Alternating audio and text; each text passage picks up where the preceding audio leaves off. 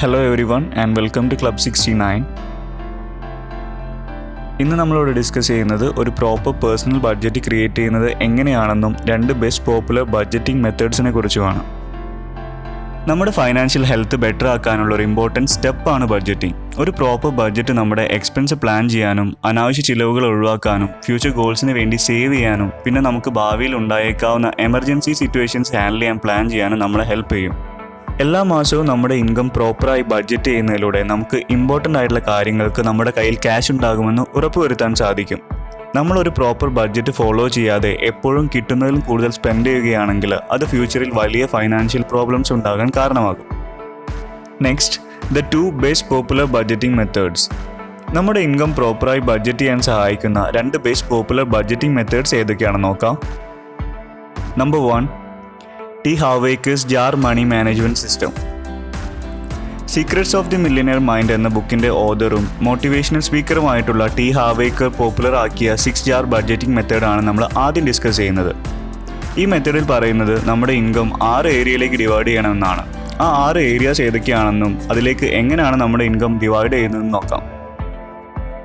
ആദ്യം നമ്മുടെ ഇൻകത്തിൻ്റെ 55%, അതായത് ഇൻകത്തിൻ്റെ നല്ലൊരു ഭാഗവും മാറ്റിവെക്കേണ്ടത് നമ്മുടെ അത്യാവശ്യ കാര്യങ്ങൾക്ക് വേണ്ടിയിട്ടാണ്. നമ്മുടെ മന്ത്ലി റെൻറ്റ്, ഫുഡ്, ഇലക്ട്രിസിറ്റി, വേറെ വല്ല ബില്ലുകളുണ്ടെങ്കിൽ അത് എക്സെട്ര. അടുത്ത 10% മാറ്റിവെക്കേണ്ടത് നമ്മുടെ എൻ്റർടൈൻമെൻറ്റ്സിന് വേണ്ടിയിട്ടാണ്. അതായത് വീക്കെൻഡ് പാർട്ടീസ്, ഫിലിംസ്, നമുക്ക് എന്തെങ്കിലും ഹോബീസ് ഉണ്ടെങ്കിൽ അത്, അങ്ങനെ നമ്മുടെ ഫ്രീ ടൈം എൻജോയ് ചെയ്യാൻ വേണ്ടി ഒരു 10%. അടുത്ത 10% നമുക്ക് ഭാവിയിൽ ഉണ്ടായേക്കാവുന്ന ചിലവുകൾക്ക് വേണ്ടി സേവിങ്സ് ഫോർ സ്പെൻഡിങ്സ് എന്ന പേരിൽ മാറ്റിവെക്കാം. അതായത് നമ്മുടെ ഫ്യൂച്ചർ മെഡിക്കൽ എക്സ്പെൻസസ്, വെക്കേഷൻസ്, അല്ലെങ്കിൽ എന്തെങ്കിലും വലിയ പർച്ചേസുകൾ എക്സെട്ര.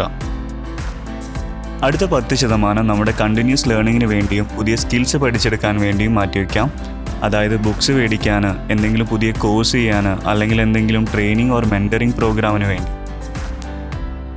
അടുത്തത് ഒരു 10% ഫ്യൂച്ചറിൽ ഫൈനാൻഷ്യൽ ഫ്രീഡം അച്ചീവ് ചെയ്യാൻ വേണ്ടി ഒരു ലോങ് ടേം സേവിങ്സ് ആയി മാറ്റിവെക്കാം. അത് stocks, mutual fund, SIP, real estate investment, അല്ലെങ്കിൽ വേറെ ഏതെങ്കിലും ഇൻവെസ്റ്റ്മെൻ്റ് ആയിട്ട് ചെയ്യാവുന്നതാണ്. അവസാനമായി ബാലൻസ് 5% നമുക്ക് ചാരിറ്റിക്ക് വേണ്ടി യൂസ് ചെയ്യാം. അതായത് നമുക്ക് എന്തെങ്കിലും സഹായങ്ങൾ ചെയ്യണമെങ്കിലും ആർക്കെങ്കിലും കടം കൊടുക്കണമെങ്കിലും ഒക്കെ അത് ഈ 5%ൽ നിന്നും ചെയ്യാവുന്നതാണ്.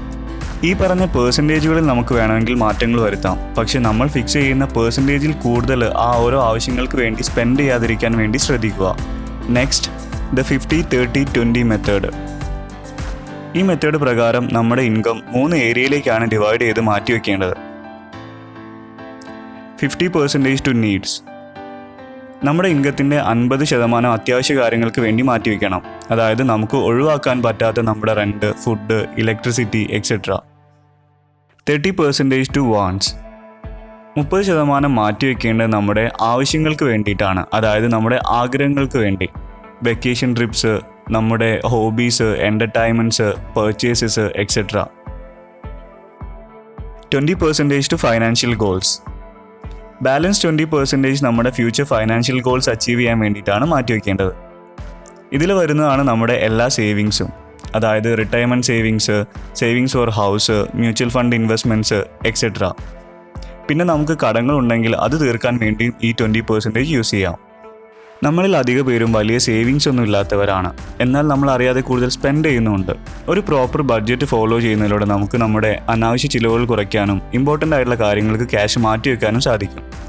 ഫൈനാൻഷ്യൽ സക്സസും ഫൈനാൻഷ്യൽ ഫെയിലിയറും തമ്മിലുള്ള വ്യത്യാസം അത് നമ്മൾ എങ്ങനെ നമ്മുടെ ക്യാഷ് മാനേജ് ചെയ്യുന്നു എന്നതാണ്. അതുകൊണ്ടൊരു പ്രോപ്പർ ബഡ്ജറ്റ് ഫോളോ ചെയ്യുക. വീഡിയോ കണ്ടതിന് നന്ദി. വീഡിയോ ഇഷ്ടപ്പെട്ടെങ്കിൽ ലൈക്ക് ചെയ്യുക. ഇനി ഇതുപോലുള്ള പേഴ്സണൽ ആൻഡ് ഫിനാൻസ് സംബന്ധമായ വീഡിയോസിന് വേണ്ടി ചാനൽ സബ്സ്ക്രൈബ് ചെയ്യുക.